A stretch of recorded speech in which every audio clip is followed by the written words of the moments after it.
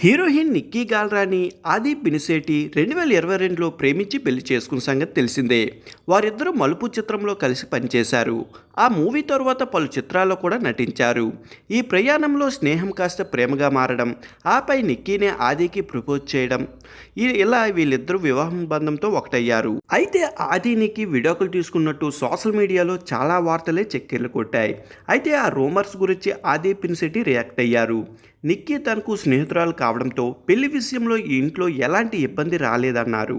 అలాగే చాలా బాగా అందరితో ఆమె కలిసిపోయిందని చెప్పుకొచ్చారు. మేము సంతోషంగా జీవితాన్ని కొనసాగిస్తున్నామని, కొందరు విడాకులు తీసుకున్నామని తప్పుడు వార్తలు ప్రచారం చేస్తున్నారు. కొన్ని యూట్యూబ్లో కథనాలు కూడా వచ్చాయి. అలాంటివి చాలానే మా వరకు వచ్చాయి. అలాంటి వారిని ఏమనాలో కూడా అర్థం కావడం లేదు.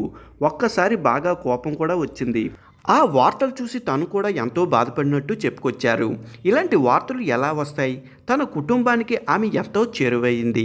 అదే సమయంలో మా కుటుంబం కూడా ఆమెకు ఎంతో నచ్చింది. పెద్దలందరినీ ఒప్పించి పెళ్లి చేసుకున్నాం. కానీ మీరు చూస్తే విడిపోతున్నామంటూ వార్తలు రాస్తున్నారు. ఇది చాలా అన్యాయం. చాలా యూట్యూబ్ ఛానల్లో పాత వీడియోలు చూసాం. ఆ తరువాత ఇలాంటి వాళ్ళు పట్టించుకోవద్దని నిర్ణయించుకున్నాం అంటూ ఆది పినిసేటి తెలిపారు. కానీ చాలా బాధపడ్డారట.